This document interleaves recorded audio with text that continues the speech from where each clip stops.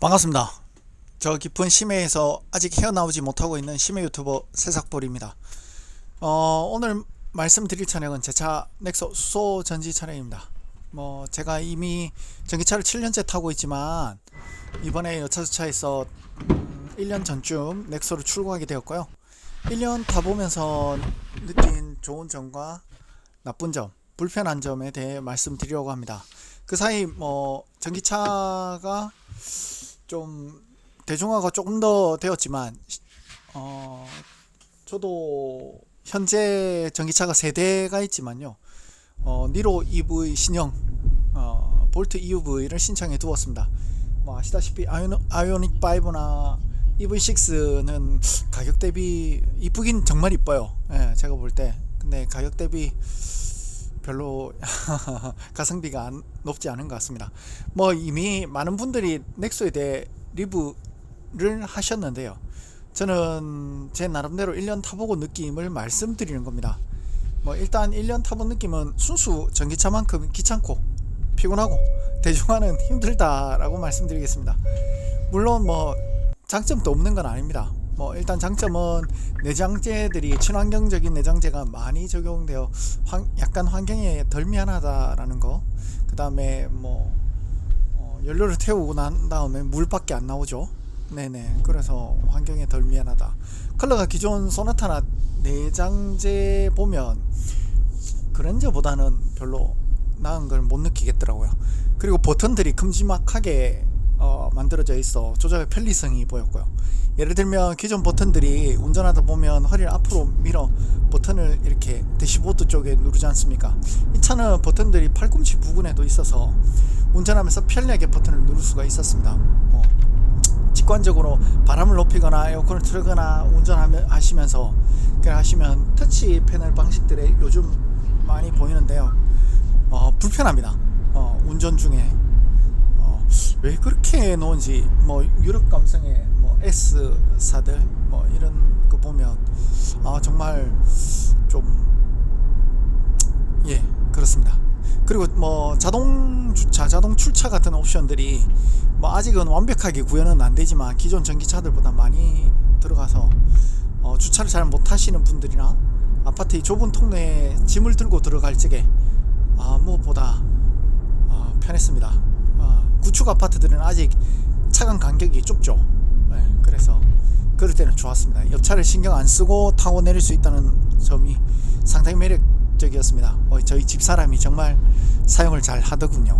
가죽 질감이 기존 아이오닉이나 니로 전기차보다 좋았고요. 실내 인테리어가 바이오 소재가 섞인 재료들이 들어있다고 하는데, 물론 뒷좌석이 또 뒤로 각도 조절이 조금 더 안 돼서 2열이 말이죠, 조금 불편하긴 했는데 저 정도 급의 SUV가 왜 2열 의자 각도 조절을 안 해놨는지 그건 또 잘 모르겠습니다.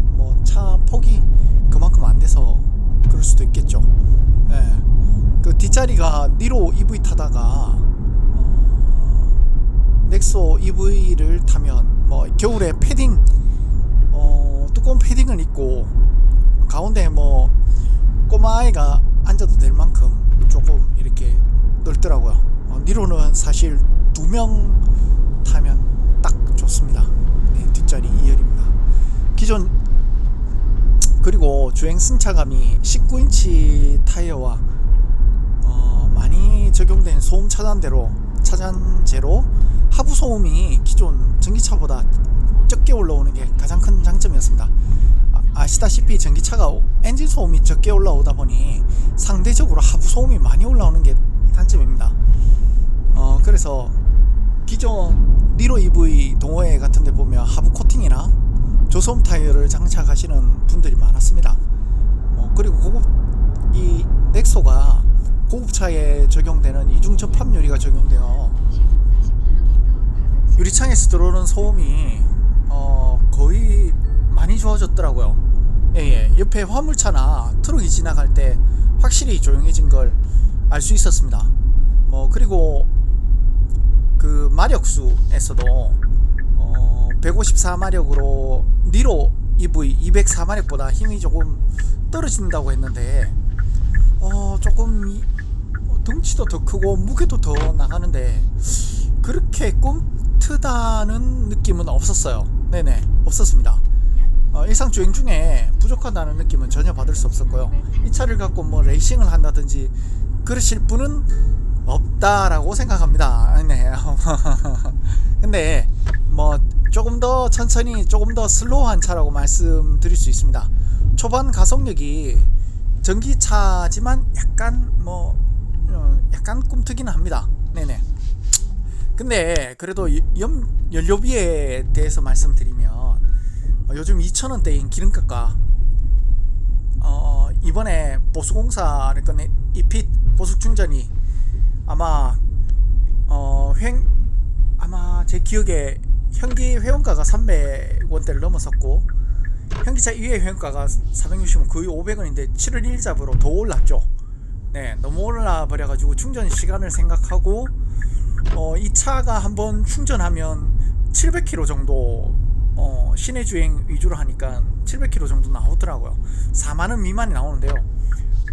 니로 EV가 지금 급속으로 고속도로에서 충전할 때 거의 뭐 15,000원 이상 나오는데 그러면 800km 정도 타려면 한 3만원 정도 되죠. 그렇게 따졌을 때, 그리고 기다리는 시간, 본인 인건비를 생각하셔야죠. 그러면 저 38,000, 4만원이 과연 비싼 건가? 라는 생각에는 동의할 수 없습니다. 네네. 근데 집밥을 드시거나 뭐 회사밥, 공장밥을 드시는 분들은 아직까지 전기차가 확실히 유리한 거죠. 그리고 트렁크에 있었어도 839리터의 넓어진 트렁크는 마트장 볼 때 편했습니다. 신형 니로 EV가 뒷 트렁크가 조금 더 넓어졌다는 말이 있던데, 네, 나중에 한번 볼 건데, 네, 확실히 트렁크는 크면 좋은 것 같습니다. 어디 놀러 가도 짐을 실기도 좋고. 자, 여기까지가 장점이라면, 그러면 단점도 있습니다. 대부분의 유저들이 말씀하시는 게 충전소 정말 더디게 생기고 있죠. 정말 속 터집니다. 부산, 제가 살고 있는 부산만 하더라도 부산에는 합장동에 하나 있습니다. 네, 돌아다니는 넥소들 보면 놀러 온 건가? 부산 분들이 맞는가? 예. 거기다가 넥소끼리의 충전 경쟁, 그러니까 넥소가 충전하고 다음 넥소가 충전하면 5분 정도 딜레이 타임이 생기는데요. 이거 버스나 앞으로는 화물차와도 전쟁을 치러야 된다는 겁니다. 서울 경기 지역은 강원 지역도 그렇고 상대적인 인구 가다, 강원 지역은 충전소 위치가 굉장히 멀죠. 충전이 불편하고요. 그 다음에 새롭게 만들어진 충전소들은 구형 충전소보다 시간이 많이 단축됐다고는 하지만 버스가 있다, 앞에 버스가 있다, 화물차가 충전한다, 그럼 과감하게 충전하고 포기를 충전하고 다른 충전소를 찾아야 합니다. 앞에 버스 충전하면 뒷차는 짤없이 45분 정도 기다려야 됩니다. 네, 이건 뭐 답 없습니다. 얄짤없습니다. 그리고 버스들이 절대 충전 중에 비켜주는 경우도 없습니다. 네, 넥소도 마찬가지입니다. 뭐 뒷차가 먼저 충전하세요 이렇게 친절한 분 많지 않습니다. 서로 차 안에 들어가 있기 때문에 대화도 힘들고요.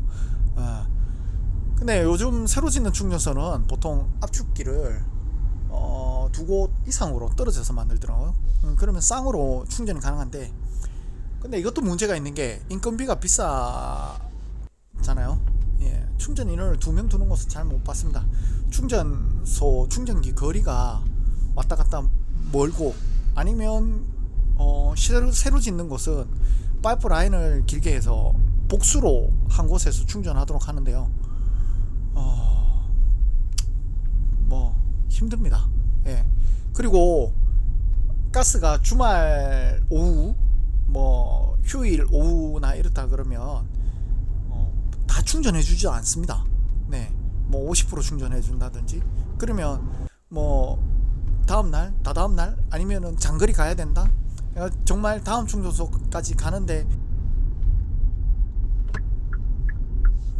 네, 다음 충전소까지 가는데 정말 가슴 조마조마하게 하셔야 됩니다. 뭐 예를 들면 뭐 200km 남았는데 350까지밖에 충전해 준다. 근데 가는 거리가 300이다. 아니면 350이다. 이러면 정말 가는데 똥줄이 타시는 걸 느끼실 수 있으실 겁니다.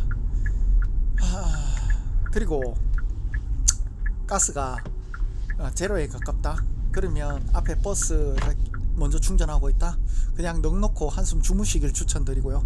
미드 드라마 40분짜리 한 편 보시길 추천드립니다. 뭐 아이들이 어리다 이러면 뭐 짜릅습니다. 강제로 뽀로나 타요. 뭐 애들 유튜브 강제 시청 당하실 수도 있습니다. 그리고 아까 한번 말씀을 드렸는데 인테리어를 친환경적으로 하고 좋다 이겁니다. 원래 운전석가 대시보드에는 흰종이나 장갑을 놓고 운전하면 보통 거슬리는 게 아닙니다. 운전하시는 분들 다들 한번 겪어보셨죠? 앞에 뭐 장갑이나 이런 거 놓으면 눈에 부시는 거요. 보시면 아시겠지만 이렇게 일자로 안쪽 내부 인테리어를 포인트를 주어놨습니다. 흰색으로 대를 만들어 놓았습니다. 햇살이 없는 날이면 별로 거슬리지 않는데 365일 중에 비오는 날 흐린 날이 과연 며칠이 있겠습니까? 대부분의 햇빛 나는 날인데, 그죠? 그러면 운전하다 보면 아주 눈이 부셔서 운전하기 성그럽게 짝이 없습니다. 정말 뭐 벤츠나 일부 모델들 E 시리즈 뭐 이런 데 보면 안쪽에 흰색으로 인테리어 이렇게 포인트를 줘놓은 차들이 있습니다. 이런 걸 따라합니까? 작업 백미러를 보려고 하면 아니 저만 그런가요? 아니면 보기 좋으라고 해놓은 게 저의 눈에만 거슬리는 건지요? 뭣도 좋은데 안전이 우선이 아닌가 개인적으로 생각해 봅니다. 구형 니로 디자인한 놈이나 넥소 실내 인테리어 한 인간들, 그걸 컨펌한 인간들, 정말 좀 정신 차렸으면 좋겠습니다. 그리고 내장재 내구성이 형편이 없습니다.